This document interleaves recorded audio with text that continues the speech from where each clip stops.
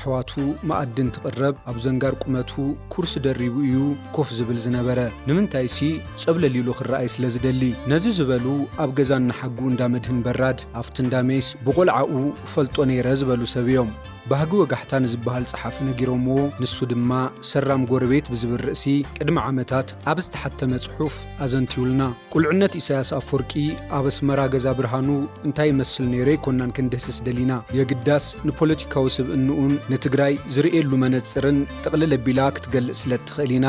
ነዛ ዛንታ ከም መእተዊ መዚዝናያ ኢሳያስ ትሕት ኢሉ ክረኣይ ጥራይ ዘይኮነስ ማዕረሰቡ ክረኣይ ውርደት ዝመስሎ ሰብ ምዃኑ ብዙሕ ግዜ ክዝረብ ሰሚዕና ኢና ነቲ ንሱ ጎብለል ክኸውን ካልኦት ንእሲሎም ክረኣየሎም ዝብል ስብእንኡ ናብ ፖለቲካዊ ስነ ሓሳብ ዝቐየረ ሰብ እዩ ንሱ ዝመርሖ ቃልሲ ምስ ቃልሲ ትግራይ ኣብ ማዕረ ሚዛን ክቕመጥ ዕረ ይጥዕሞ ንሱ መምህር ገድሊ ትግራይ ተምሃሮ ኮይኑ ንዝንተ ዓለም ክዝንቶ ከይረብረበ ሰሪሑ ዛንታ ክኾነካ ዋርሳ ኤረ ቃታ ኣየፅረዩን ክሳብ ሽረ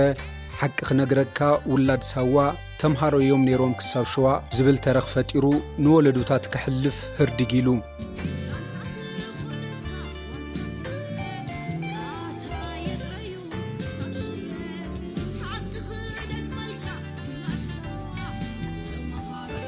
ኣነ ዝመርሓ ኤርትራ ክቢላ ክትረኣይ ትግራይ ክትንእስን ክትነኣኣስን ኣለዋ እዩ ዝብል መጽሓፈ ኢሳያስ እዚ ናይ ትማሊ ቕዋሙ ጥራይ ዘይኮነስ ናይ ሎሚ እውን መርገጺ እዩ ሕዚ እኳ ሕዝስ ከምቲ ካብ ዝጸድፍ ቆንጠፍጠፈ ይሓቁፍ ዝበሃል ነታ ከም ዕሾኽ ዝርእያ ከም ዕሾኽ ካብ ሱራ ምሕዩ ክድርብያ ዝደሊ ትግራይ ጸቢጡ ካብ ምጽዳፍ ክድሕን ሃቂኑ ጽምዶ ኢሉ ዝጠመቆ ምሕዝነት ክስርት ላዕልን ታሕትን ኣብ ዝብለሉ ዘሎ እዋን እኳስ ትግራይ ኣብቲ ዝበሃል ዘሎ ጽምዶ ማዕረ ኮይና ክትረኣይ ኣይደለየን እቲ ጽምዶ ናይ ጎይታን ናይ ጊላን ንሕናውነንቲ ንሳቶም ተለኣኣኽቲ እዮም ዝብል ረቂቕ መልእኽቲ ዘሕልፉ ክያዶታት እዩ ዝገብር ዘሎ ቅድሚ ኩናት ትግራይ ምስ ኢትዮጵያ ኣንጻር ትግራይ ጽምዶ እንትፈጥር ኣብ ቴሌቪዥን ኤርትራ ቀሪቡ መሬት ናብ ዝኸደ ይብሉን ዝበለ ኢሳያስ ምስ ትግራይ ጽምዶ በጋጊስ ኣለኹ ዝብለሉ ዘሎ ግን ንቃል ዓለም እኳስ ዘዋጥጡና ጉዳያት ገዲፍና ንጻመደ ይበለን ኣባ ድመ ዳስ ደስዲሱ ደኣ ተንከዋይ ተረኽ ናይ ኣንበርኪኽናኩም መልእኽቲ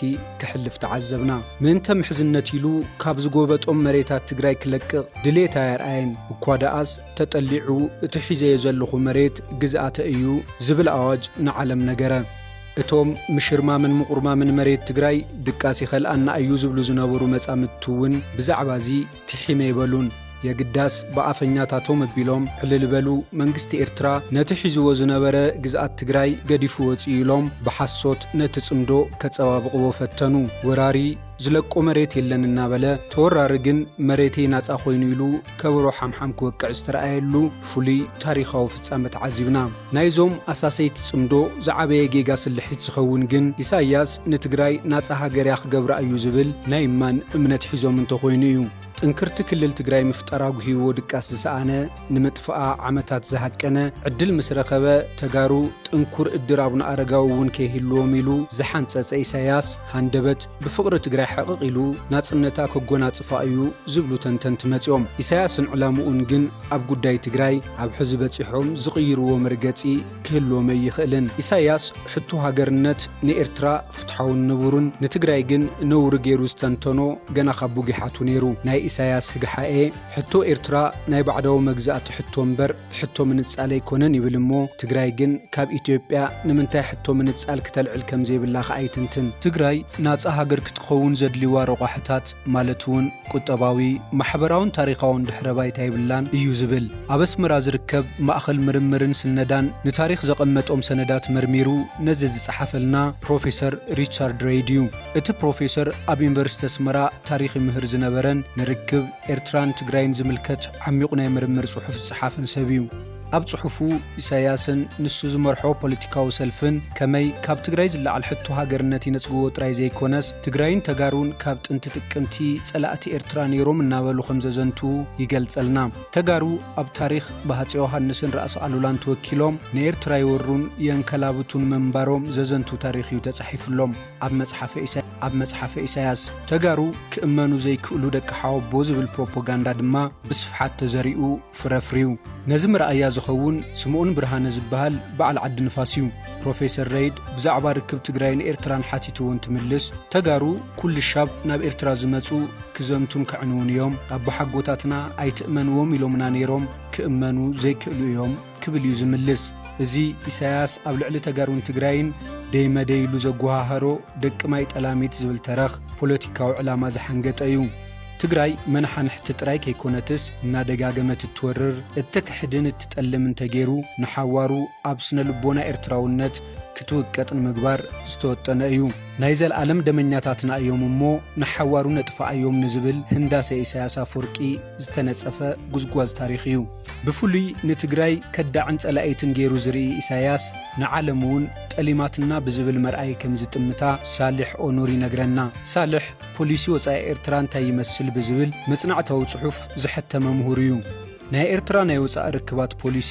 ነጸብራቕ ናይቲ መራሕቲ ኤርትራ ዘለዎም ፍልስፍና እዩ ንሱ ድማ ዓለም ንኤርትራ ጠሊማታ ዝብል እዩ ይብለና ሳልሕ ካብዚ ብዝብገስ ድማ ይመስል ኢሳያስ ምሕዝነት ብዘየገድስ ኣብ ጥቑኡን ዘሎ ኩሉ በብተራ ክጠልምን ናብ ጎንፂ ክኣትውን ሰጋእ ዘይብል ኣብ ዝኾነ ሰዓት ክጥለምየ ካብ ኩሉ ሸነኻት ክውጋእየ ዝብል ስጋት ናይ ወጻኢ ጉዳይ ፖሊሲኡ ዝገበረ ሰብ ነቶም ተጻሚደኩም ዝብሎም ራሕሪሑ ክጠልም ጻት ዝወስደሉ ኣይኮነን ብዋናነት ግን ናይ ኢሳያስ ናይ ወጻኢ ርክባት ብሕማም ናቕፋ ዝተጠቕዐ እዩ ይብለና ሳልሕ ተነጽሎ ዓርሰ ምርኮሳን ወታደራዊ ጽዋዳን እዮም ዝገንሕዎ ብኸመይ ደኣ እዩ ኢሳያስ ብደቡብ ገጽ ናይ ትግርኛ ተዛረብቲ ናጻ ሃገር ክትህሉ ድግድጊት ተዓጢቑ ክሰርሕ እዩ ሃገረ ትግራይ ከግህድ እዩ ዝበሃል ዘሎ ኢሳያስ ዴሞክራሲ ዝተለማመደት ምናልባት እውን ኣብ ከይዲ ምስ ምዕራባውያን ጥንኩር ምሕዝነት ክትፈጥር እትኽእል ሃገረ ትግራይ ክርኢ ይህንጦሎ ዝብል ትንታነ ካብ ምንታይ ኮን ይነቅል ይኸውን ሕዚ እውን ብፍልስፍና ናቕፋ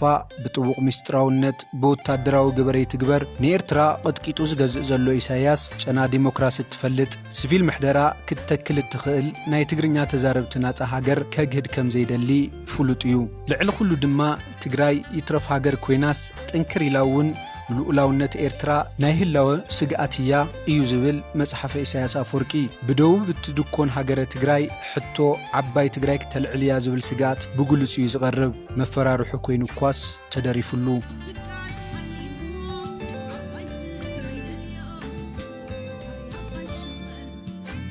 ናይ ኢሳያስ ህግሓኤ ገና ስልጣን ከይጨበጠ ጀሚሩ ትግራዋይ ብሄርተኝነት ከመይ ንኤርትራውነት ሓደጋ ምዃኑ ተንቲኑ ዝሓደረ መንባሩ ፕሮፌሰር ሪቻርድ ሬይድ ኣብ ጽሑፉ ስፊርዎ ኣሎ ትግርኛ ተዛረብቲ ኤርትራውያን ነቲ ብደቡብ ገጽ መረብ ዝሰግር መንነቶም ገዲፎም ነቲ ንቕድሚት ዝስራሕ ኤርትራዊ ሃገራዊ መንነቶም ክቐድሙ ዝሓንጸጸ ኢሳያስ ብኸመይ ነዛ ንኤርትራውነት ሓደጋ ህላዊ ክትከውን እያ ኢሉ ዝተንተና ሃገረ ትግራይ ከግህድ ይሰርሐሎ ዝብል ሓታቲ እዚ ስልታዊ ጽምዶ ከይዱ ኣበይ ርግረግ ይጠፍኦን ኢሳያስ ንትግራይ ዝርእየሉ ዝመነጽር ደመኝነት ናይ ርሑቕ ታሪኽ ጥራይ ኣይኮነን ትማሊ ዘፍሰሶ ደም ተጋሩ ገና ይደረቐን ኣብቲ ተዓዲሙ ዘይኮነስ ሓንፂጹን ሃንዲሱን ዝኣተወ ኹናት ትግራይ ንዝፈጸሞ ገበናት ክትዓሰሉ እኳ ሳይረኣናን ብሳይንስ ፖለቲካውን እንተኾነ ካብ ደመኝነት ናብ ምሕዝነት ዘሊልካ ክእቶ ዝከኣለ ኣይኮነን ልዕሊ ኩሉ ተጻመድቲ ክትኣማመነለዎም ምትእምማን ንክፍጠር ድማ ብውሕዱ ናይ ማን ዕርቂ ይጠልብ እታ ዝወሓደት ድማ